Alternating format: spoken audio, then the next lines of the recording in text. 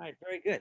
And hopefully my dogs will behave. During our call with Carolyn, they were just thought there was a deer over there and they went berserk, which kind of broke the mood a little bit, but people understand.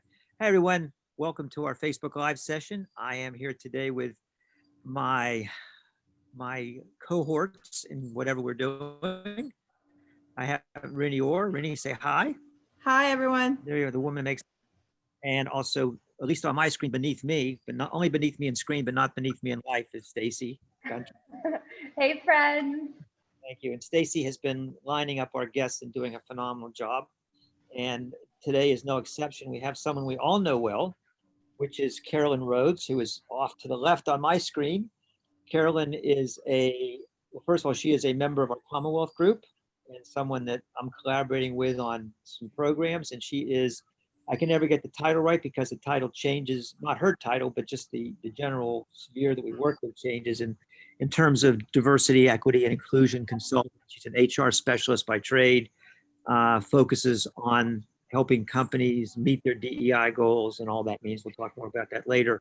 I have the good fortune of again, having her as a member of our group, a contributing member, and also as someone that I'm working with on some programs. So again, thanks for taking the time. Thanks for getting your tea and your breakfast because we went late on a meeting and she just had to, I can tell you've perked up since we ended that last meeting. Yeah, thank you.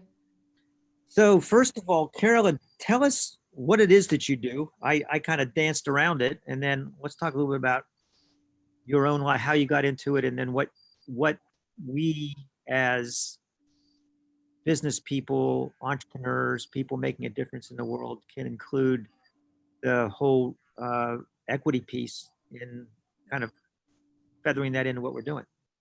Yeah, I think, I want to start by saying that, there are a lot of titles around this work.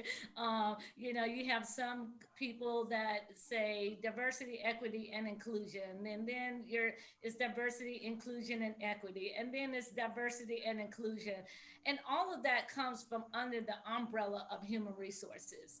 And so many organizations are what we're experiencing now. This climate is, what does diversity, equity, and inclusion looks like within the workplace or within our small businesses, small to mid-sized businesses. So what I do, I'm more of, my work is a little bit different, but still in that realm of diversity, equity, and inclusion. And I am what they call a trusted advisor. And I work with senior leaders, those decision makers around their diversity, equity, and inclusion initiatives, but bringing more of a holistic approach to their work around how they build equitable infrastructures, and that are that are sustainable and long lasting. That work is really important to me, Dave, and Renee and Stacy, because what happens and what, through my experience, what I've found is that you can have diversity in organizations, and that may be one person of color, one African American person, one Asian, one Native American, one Latina, and different groups. But then there was no equity within the organization. And so what worked for one group did not work for other groups. And so I help organizations kind of look at their organization, hiring practices, doing a deep dive assessment on how they want to be seen within, in this global world. So that's kind of a nutshell. And that inclusion standpoint is just really having a combination of both, of like what happens once we get people that don't look like us into those spaces, and how do they adapt into that workspace. So it's a lot of work that comes behind it, but it's really great work. So one of the things that in my working with you is you talk about equity, which means a lot of different things and different things. To the lawyer, to me, equity means how what piece of the company I have, right? And yeah. But what does equity mean in this context? What equity means is that in this context would be more of salary structures within the organization. If I am the founder and I make $300,000 a year, but my staff makes $20,000 a year, that's not equitable. If I am promoting non-people of color into positions and not people of color into positions, then that is not equity. If I am allowing flexibility for my non-people of color into their work, challenges, maybe they have kids and need to, flex their time, but I don't allow it for people of color, then that's not equity. So equity comes from just layers of things within those spaces. Yeah, so I want to talk a little bit more about specifically the work you're doing along the lines of, should I say racial equity, or I don't know. Okay, cool. Say whatever you need to say. All right, cool. I just want to make sure I'm as close to accurate or timely as I can be. Yeah. And really, we're talking about, and this is especially important with our clientele and our groups and the people we're working with, because we're building companies because we care. Because we have values that we want to bring into this. So talk a little bit more, just like equity as a general. I mean, you give us some examples, but how equity, or maybe how you see equity work or not work within companies. You see companies that just aren't equity focused versus companies that are. Yeah. So when I look at companies, I don't see equity when I see 100%, non-people of color, and I'm going to use the word white on this call. But that's not equity to me. Everyone look alike. Everyone, there's some commonality there. That's not equity to me. So I think that, the way you kind of roll around equity is that you bring people of color and you bring people that is not, that bring different perspectives into the workplace, so that you can have some type of equity and that all voices are heard and represented and valued. Because that's what equity really is like, am I being heard? Am I being valued? Is my company being represented? Am I representing what it is on the inside, on the outside, and vice versa? And so that's where the equity lies. I want to share something with this group, and I think it's very important. And I tell part of this story. I watched my mother, who made $3.25 back in the 80s, maybe about in the 80s. And I was, young girl then. And here she was, a single mom. And I remember her having to go to work like in the snow, like it was just a snowstorm. And I don't know if that was equitable or not. Why, equity, why was it that she had to go to work? Not because she needed the income, but why did she have to go to work and show up every single day versus the non-people of color that got a pass, that got an excuse? Like, oh, well, she has a family at home, her husband can't do this.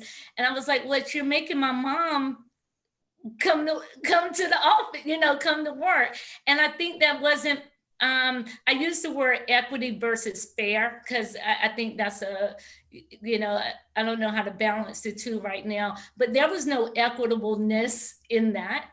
There was nothing equitable about that. And so when we talk about the word equity, we're talking about how do we make it whole for everyone? So what do you see? You have, let's say, good intentioned people, company owners who might find themselves with what appears to be an inequitable distribution of people in their workforce. What do you think? Why is it that good intentioned people find themselves in that position?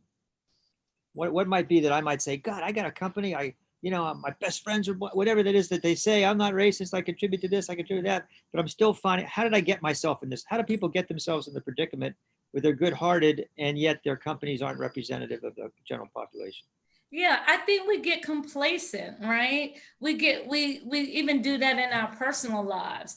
And even though I I'm thinking about when people say, "Oh, I have one black friend," that doesn't mean you're not a racist, or that doesn't mean that you're doing good by the world. I think I want to flip the question and just say, if you were so, what the term is called, woke, today, if you were so woke, why is it that you did not, identify these issues now? Why did it take something that becomes so transparent and so focused out there in the world, like a killing, racial tensions and protests and things like that? Why did it take something like that to bring some awareness to these organizations? It is because people have become complacent, and then also senior leaders have said, everyone's white. It's nothing wrong. It doesn't affect me, and so because it doesn't affect me, then therefore it doesn't, I don't have to deal with it. So it doesn't mean that you don't care about the world, but it's also just like, it doesn't affect me, so I've now become complacent. And I think, secondly, Dave, what I would say is that organizations don't even know where to start. This work is not hard. This work was done back in the 80s, and I was doing this work in the 90s. And now I'm telling my age. I'm 21, but I think that this work isn't hard. But what's the challenging part of it is that companies and those that are in senior leaderships, like the willingness to let go. And it's hard for people to let go, and that's why you start seeing companies like, we don't know where to start. And I'm saying, well, let's just start with what's inside your organization, and what is it that you want to get out. How do you want your organization to be seen? And you have to be truthful and honest about that. Organizations have to be honest about that, because their intentions may be very good.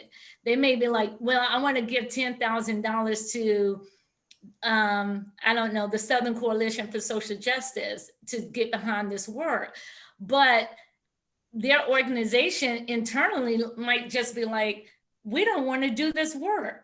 I want to have a book club. Maybe I just want to have a book club.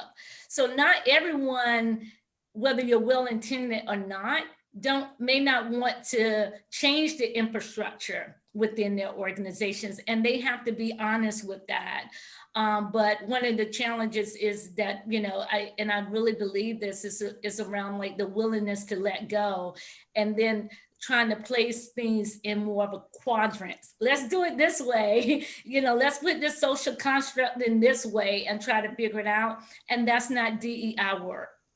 So Carolyn, what would you, where would like a new business, a new company, who are just starting out, how do they start asking themselves those questions right off the bat, so that when they're forming the company or they're starting their business, they are not butting heads with this in 10 years? Or yeah, that's a really great question, Rennie. I remember working for an organization, and they hired me to do some work, and they were already in existence for some time, and about 2 or 3 years. And one of the things we did was look at their core values. We assessed their core values, their vision, their mission, and making sure that it was aligned to who they were and what it is that they wanted to be seen as, and wrote policies and procedures around those core values. Really setting the expectations of how we work well, how we will work together, whether or not, what did our managers' trainings look like? How do we want our managers to show up every day? What type of employees do we actually want? So I think for a new company, really taking some time to dig into that. really looking at your job descriptions before you start throwing them out there in the world and saying, okay, what if we want a diverse population, maybe we want to taper our job descriptions to reflect that. Maybe we don't want to use these types of words. Maybe we don't want to just have our recruiting efforts only to Ivy League schools. Maybe we want to do some more HBCUs, or maybe we want to look at some, underrepresented populations. So I think that's where it begins, and that's the first step. Thank you. Yeah. Carol, do you want to go, Dave? Please. I just love so much of what you're saying and appreciate you so much. Yeah. And, I'm in seminary, and because of that, I get to have really great exposure to womanist theology, and that's different from feminist theology. And I recognize that it's like incredible for me to be in grad school right now. Like, I'm so thankful for that. But so because I'm in it, I'm aware of some things. And I think one thing that you point out a little bit is just that balance with people who, are they searching? Are they seeking out? Do they even know what to do? Like, how does a company who is stuck, who has their, kind of heels dug in, like, how do they change? And then how does a company that's starting, or even an individual, because we're ultimately talking about individuals. And I think there's this thing between expecting people of color to educate us as white people. I'm going to talk for myself as a white person, versus like seeking it out on my own. And I'm telling you that, like, as some, like, I'm talking about this in a way because I'm like, I'm in seminary, I'm getting exposed to this, so here's where I'm at. But like, if you're not generally exposed to it, if you don't have this awareness, then you're expecting your like one Black friend or whoever to like teach you. And sometimes that's not fair. That's really not the role of like every Black friend that I have, to be like, hi, let's go have dinner and you can tell me. That's not what I should be expecting of my friends. And so like, when you're talking about it, how do we do that? Like, what does that look like in like the best way to have ownership and say, I'm going to seek something out, versus I'm going to put the onus on my like friends of color to educate me? Like, you know what I'm saying? Like, where do we, like, how do we do that?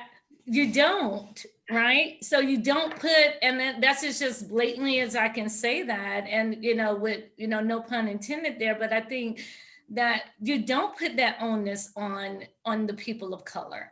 That's wrong. And I always share the joke. It's like, if you don't know Black history by now, like, I'm sorry, you have to read a book.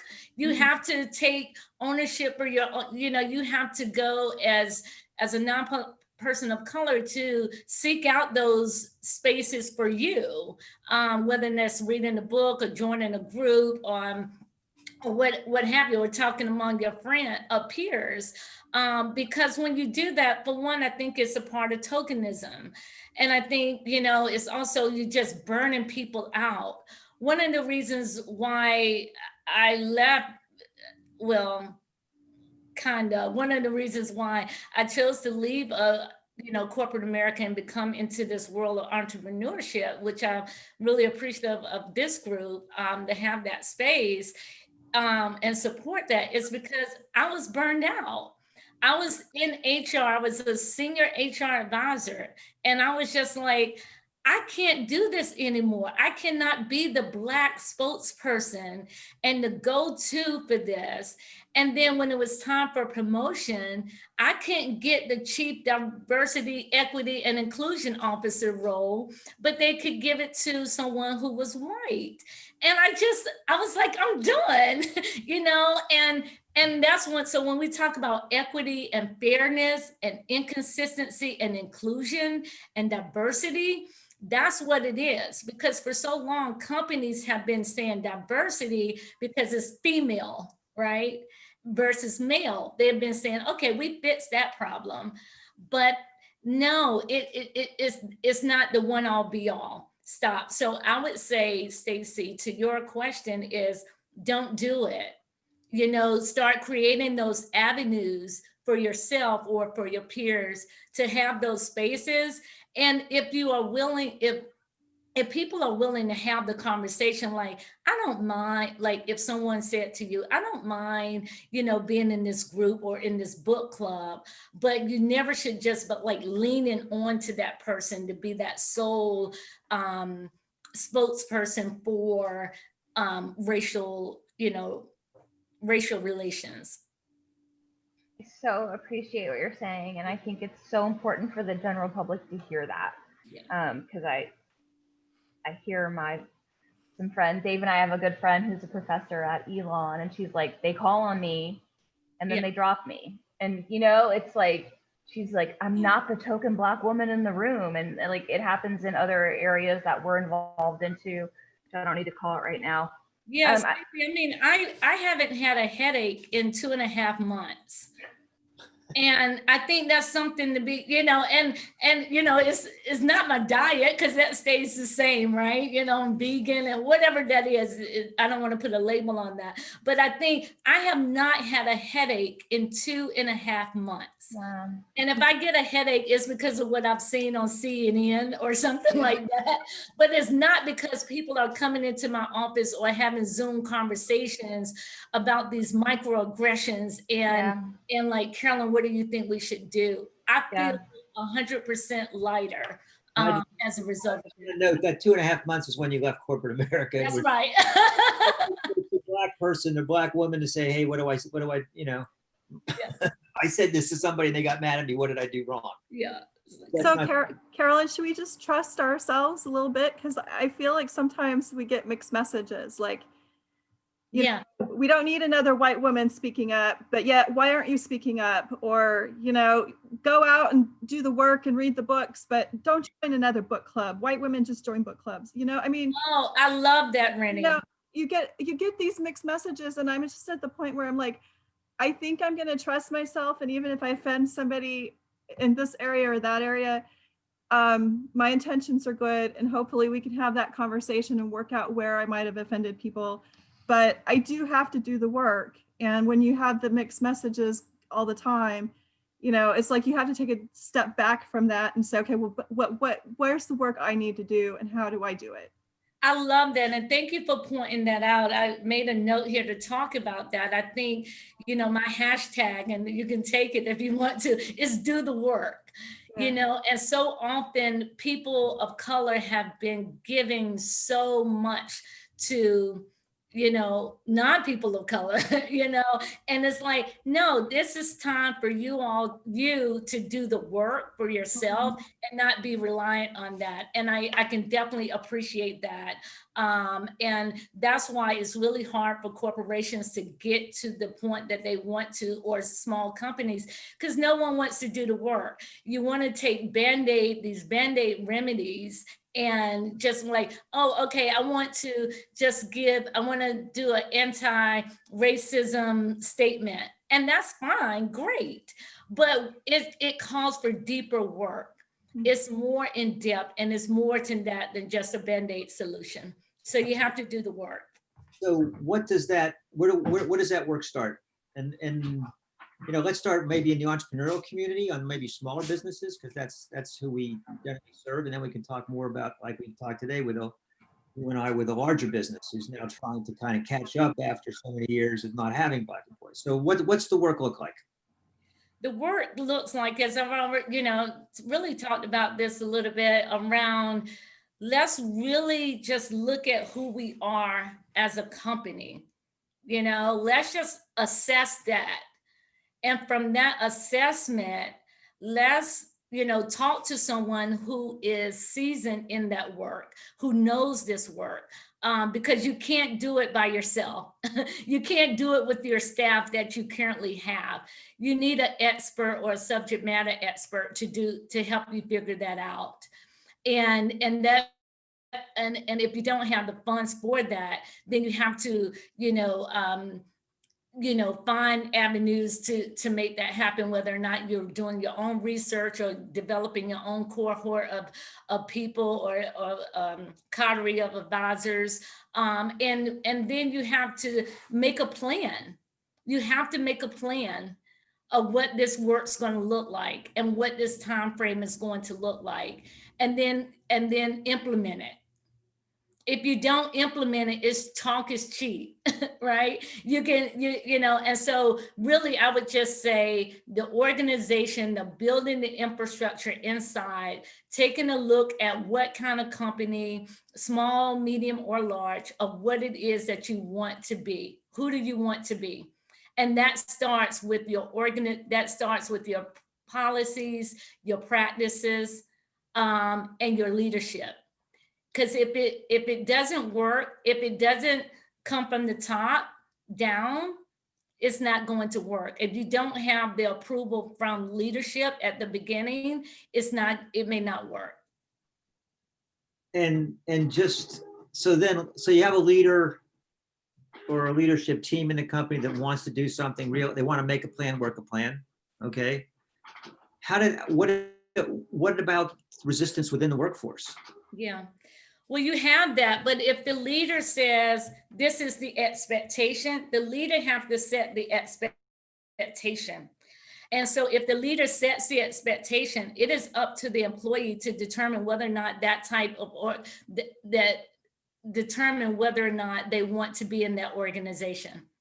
And I know that sounds harsh, but if the leader is saying this is the way we're going, then that person would have to, evaluate that for themselves and make the best decision for themselves. But if this is the way we're going, expect that from your employee, have senior leaders write out the expectation around that and communicate that and be transparent around that. And then say, this is how we're going to implement it. Of course, you want to get buy-in, Dave, and I think this is where you're going, buy-in from, your employees, but not everyone is going to be on board. And I think companies need to really understand that. Everyone is not going to be on board. You may lose some people, and then you may gain some really good people. And so, but you do want to have some type of buy-in from the executive leadership team or, partners and stakeholders. I think that so much of our white privilege speaks when we're not willing to take those risks. That's right. I don't need to talk about this. You could talk more about it if you wanted. I just had this, just as you were saying, it was like, oh, I could lose my job or I could lose some employees. Yeah. Okay. Yeah, right. And then you become a better employer when you made that. So that's very interesting, Stacey. Like, you become a better employer when you say, this is where we're going. Either really get on board with it or not. And if I lose, 2 or 3 employees or 10 employees, I'm going to gain so much more. I'm going to gain employees that really want to work here. And then I'm also going to gain employees that bring a different perspective that's going to help our business grow. Because I only think you get better as you bring in a different people and different perspectives into the workplace. So, Carolyn, did you read Audre Lorde ever? No, I didn't. You're like the embodiment of her in a way. She's this Black feminist, womanist poet from the 70s who's incredible and blowing my mind every single day. But she talks about finding our voice, and she gets to own that. But as a white person who wants to be or is trying to be anti-racist, that's a voice too that like has some risk involved that we have to take. We have to take that on because people of color have been taking on those risks always. And like now, and like if we're not willing to say, I might lose my job, I might lose some employees, like then we're not having an anti-racist voice that is worthwhile, that's meaningful. That's right. Like, does it really matter to you if you're saying that I am really affected by the things that are happening in the world? Because let's be honest here, these things have been happening in the world for a very long time. I can tell you, doing criminal justice rights work, reform and voting rights work, I've seen this stuff happen. I've seen someone hung from a tree. So it's just now coming in the forefront because of technology and because people got their cameras, right? And so it's been going on for so long. But if this is really affecting you deep down, and you're saying, I want to do the right thing, and you have to take risks. You have to just, you just have to take risks. And I think you have to be willing to let go. I think another thing I want to say is that's where the impact is made. When you're able to let go and you're saying, hey, I might lose some people or I might gain some people, or it's made us better as a better team, you're really making an impact internally and externally. And I think when organizations tend not to, they want to make an impact with just their money, and that's great, but there's so much more. I think that's more meaningful than anything. It says a lot. And I just want to add something to that, because I realize what you can't, as we used to say, and I practice law in West Virginia, you can't throw your hat at this. That's right. That's what I'm becoming clear, working with you, working with companies, my own experience is that it's not like, well, I got 10 things I want to do, and one of them is I want to do diversity, check, hire that off. And just from a personal standpoint, because I have two things I want to share. One is I don't want to live my life on tenterhooks worrying that I'm saying the wrong thing. I don't want to live constantly worrying about offending somebody. I want to be conscious that, and that's just the way I feel about life. Okay, I realize I'm going to offend some people. At the same time, that's not a way that I necessarily want to live. And I had a moment where, when Justin and I were working on started this program, this Black Square program, that I wrote to a lot of my colleagues, and who a lot of them look like me. They're successful white men, and I was really disappointed in the response that I got. Not just no, I got like nothing. And I had a moment where I just had to sit and think about this and think, wow, I'm going to piss these people off. And I wrote and I said, hey, the one thing we don't have the privilege of doing, we're privileged, we don't have the privilege of not doing anything. Yeah. But there was a moment, I'm not saying it's, oh, great me, because, again, I am who I am and I'm whatever. But there was a sense that at some moment I had to confront myself. And I had to ask myself, am I willing to take a risk? Do I believe in this enough to take whatever the smallest risk might be? Anyway, I just think that's what I mean about not throwing your hat at it. That I think if you're taking this on, there's going to be a risk. There's probably going to be some short-term price. And as much as I'd love to be able to say, no, hire Carolyn, just come on, do this. It's the right thing. It'll all work out. It will all work out. But I think just with our eyes wide open, anyway, that's my own experience with it. I think what you're saying too is like, what I like to say is that there's no one size fit all. And what works well for one organization or what one company is doing is not going to work well for another. And so I think, as Rennie already pointed out, is that you have to do the work. It's not easy, it can be easy, it can be fun with me, but because I like to tell jokes, but then, do the work and then take risks. And I think once organization, and three, I would say be honest with ourselves. And once we do those three things, I think that the work becomes easier and it becomes better. but you can't do it all. One of the things, as we're talking about like race relations, I feel like this is more like a race relations. But I've been hearing this word around, Dave, and you say this all the time, around authenticity. And I love the word, but then I dislike it at the same time.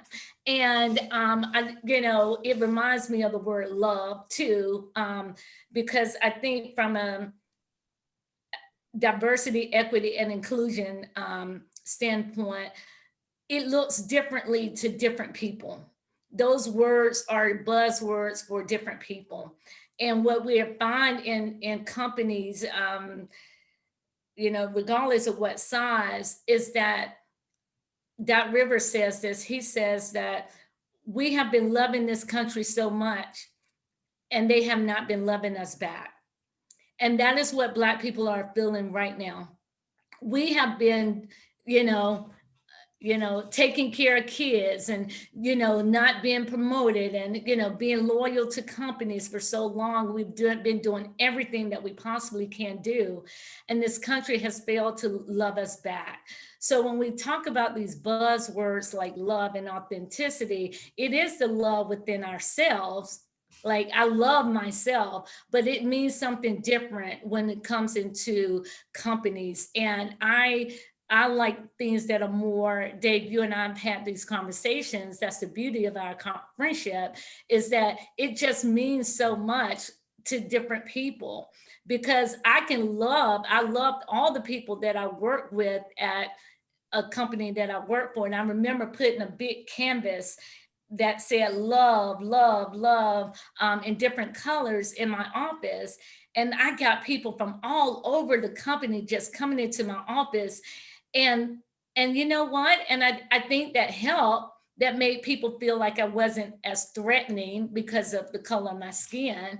And they were like, but truly, they start questioning whether or not I was a person that truly loved. And I think that's horrible when you can question whether or not someone is as genuine and nice and lovable and believe in love and authenticity. People begin to question that, and particularly people that don't know you. So I think, I think about that in the world that I live in, around diversity, equity, and inclusion, around those buzzwords. It stays up there with me around the word articulate. When they say Black people are so articulate, Carolyn's so articulate. Well, what does that mean? That's a microaggression. Do you mean I'm not educated? That I'm educated and I sound like you? So we have to be careful around those words. Authenticity is another that I like, because I'm finding my own authenticity, now, because I can't even believe I'm on this call saying all of this stuff, because I wouldn't have done that before. So Dave has really pushed that out for me, and Stacy and Rennie, and I'm appreciative of that. But I think in the world, authenticity is, in my world, is selective. And it's selective because people of color have had to suppress it for so long. And they're still suppressing it, because I have seen where Sally can come in the workplace and be just as authentic and say, I'm not doing that and I'm not doing this. But if Carolyn came in and said that, then Carolyn is judged, Carolyn is looked over, Carolyn is seen as aggressive, defensive, all of those things. So authenticity means something in my world a whole lot different than a person that's privileged.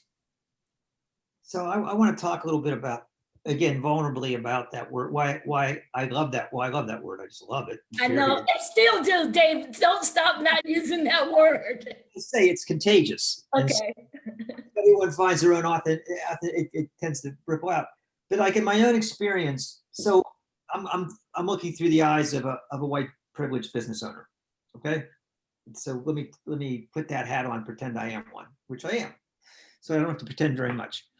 So if someone comes to me and says, hey, you got, you know, you have all white, I don't have this, but you have all white employees here. You have all white employees. You talk a good game, talk about love, you talk about help, you're helping all these people, but what are you doing?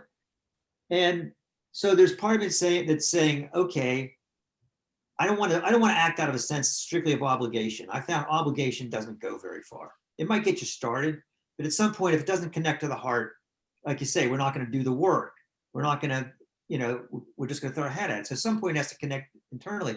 And the authenticity for me, and this is what I challenge everyone to do, and it's myself included, is where does this really hurt? Where do I feel it? And I'll be honest, where I feel it, I'm an ad hominem person. I'm a person. Mm-hmm. Carolyn, if I see someone crap on you because you're Black, I'm taken to the streets because I'm just a person like that. That's how I am. So for me, connecting at it like the injustice, yes, I can. But in other words, everyone has an avenue where what's fair hits them. Mm-hmm. And that's what I challenge people to do. Find out where this hits you in your gut, because that's where it will actually happen. So I like that, Dave. I do, and I feel that my son always says that someone's going to beat me up one day, and he says that in a jokingly way, because whether you're Black, white, whatever nationality you are, if I see that someone is doing something to you or whatever that could be, I'm going to say something. I'm going to intervene in some type of way. So I can definitely identify with that. I was talking to my friend Bill Cummings, who, is a part of Commonwealth. And I said, I want all my people around me doing good, being good, and feeling good. And that's why I got into this work. I want everyone to do good work. I want everyone to be good. I want everyone to feel good about the work in which they are doing, and not to feel like, God, I'm not doing enough. Doing something means you're doing something, right? And you're doing work, whether we evaluate it as good or bad is not. But I want everybody around me doing good. And I think that's the approach that we need to take around doing this work. And if you are oblivious to something, if you're not knowledgeable about something, you just say, I don't know. I don't know what I'm talking about. I don't know what I'm doing. And I think that's how the conversations get started. And, I can say that with the organizations that I've been fortunate to kind of work with on this work, have been more than receptive and have said, I don't know what I'm doing. And I'm leaning to you for that. And we have conversations about everything, from hair to microaggressions to implicit bias, and it's difficult. It's difficult to have those conversations, but it doesn't have to be if there's love and authenticity somewhere in there. And that's what you're saying, Dave. So we're coming to a close here, and I want people to be able to take an action step and not just say, well, this really sounds interesting. I think I'm going to go and think about this and come back in a month, and then something else will take their attention. So one is, I want to talk about, if people want to work with you, Carolyn, how do they find you, and which they do most? They can go to my website, CarolynRhodes.com. They can always find me on LinkedIn, which is Carolyn Rhodes as well, Rhodes. They can also, Commonwealth, our friends at Commonwealth, and, really encouraging people to, if they're entrepreneurs, to be involved in this group. And so those are the ways that they can find me. And I always offer, about 30 minutes of free consultation where people can just say, throw something out there to me and let's have conversation. And that can lead to many other conversations. So definitely open to that. And your website, is that the best way to find you on the website? Yeah, they can book an appointment with me online, or they can email me directly at hello@carolynrhodes.com. And I should put that in the chat. Right, and that's Rhodes. Yes. Okay. Terrific. So speaking of the Commonwealth, tomorrow in our because we were talking about, you'll be appearing again, and we're going to be talking about how we can start inculcating or infusing these values into the equity values into our company early. Mm-hmm. And Rini, I want you to talk a little bit if people, how can people tune into that meeting or other meetings of the Commonwealth? Yeah, certainly. If you are interested, just send us a message. You can send it here through Facebook. We will contact you and send you the information. Right now, we meet Thursdays at noon Eastern Standard Time, and it's all through Zoom because COVID. But yeah, so the best way is just to send us a message. Okay, and where can they find that information, the messages? Well, like I said, they could just leave it in the Facebook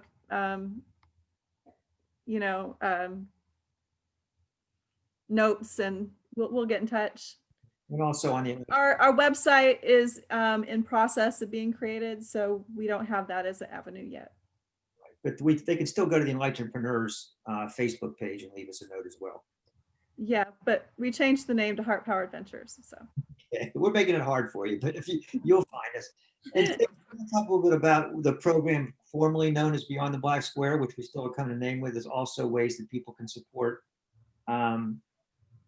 entrepreneurship of color and other under-resourced, and also in terms of our Courageous Conversations package. We talked a bit about that.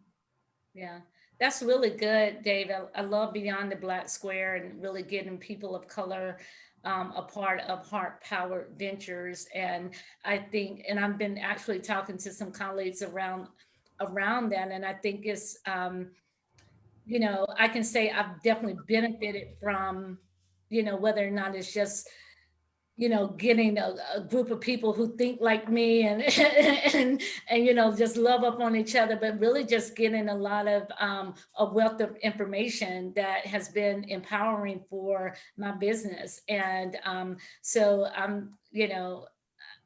would encourage people of color specifically to definitely start looking into this group, because it is one that could enhance so much. And Stace, could you just say a word about the program itself, the scholarship program, and also the conversation program? Yeah, I think one of the biggest things for me is like, not to use buzzwords, but like as you were saying about equanimity, if that's the right way to say it. White people need to hear voices that aren't white. And I need to take a seat. And I need to go off stage, and I need to hear people of color speak and talk and share. And so one of the biggest things for me, the motivation for whatever we're calling it Beyond the Black Square at this point. I love the term Entrepreneurs of Color, EOCs, is that it's a partnership. And so the white people really need to hear the voices of the people of color when they say, I'm an entrepreneur, I'm an entrepreneur, and this is where I'm going, this is what I want to do, and this is what you need to change in your business. Like, it's not just like a scholarship program that says, here's a discount on your membership to Heart Powered Ventures. It's so much more than that. And it's so important that white people get on board with it for that reason.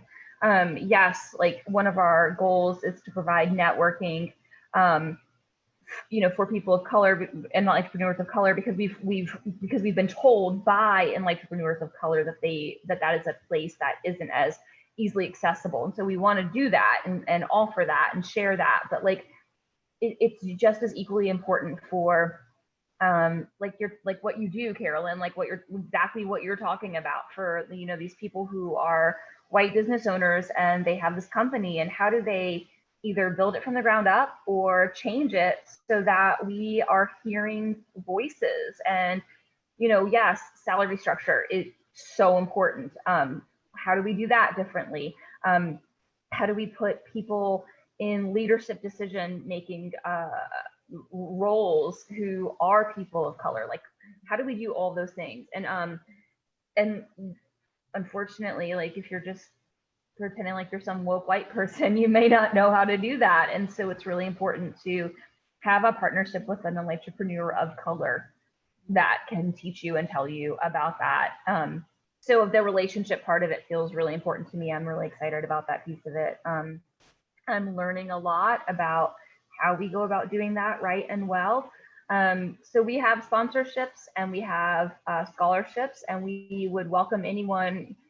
So you can private message us on Facebook. You can private message. I help admin the entrepreneur Powered Venture Facebook website that we have.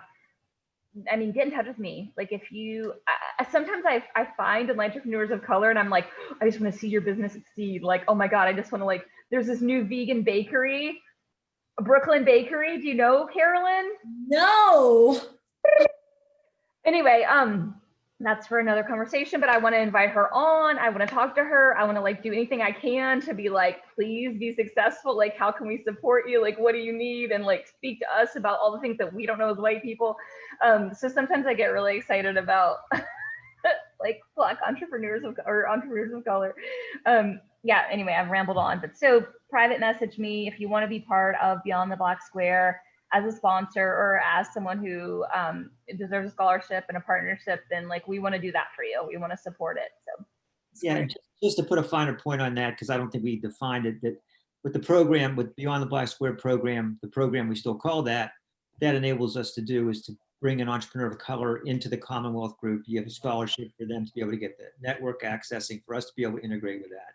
So we have companies that are doing that, and we also have a program, a certain scholarship level where Carol and I will come into your business and actually help you facilitate the kind of courageous conversations that we're having right now. So also one more thing, just because we're changing names on our website, if you're also interested in the Commonwealth or any of this, you can email me at dave@heartpoweredventures.com. HERT Powered Ventures. It's a long one, but 3 words you can spell. It's a lot easier to spell than entrepreneurs, believe me. So anyway, feel free also to email me and I can fill you in on any of the stuff we do. So all of you, thank you. This was just a beautiful, vulnerable, far-reaching discussion, and just the beginning as well. Carolyn, thanks for bringing what you do. And again, Brittany and Stacy, thanks for helping create the platform for people like Carolyn to come in and say what needs to be said. Thank you, Carolyn. Thank you so much. All right. thank you. I'll see you all later. Okay. You're on, okay? Okay, I'm on.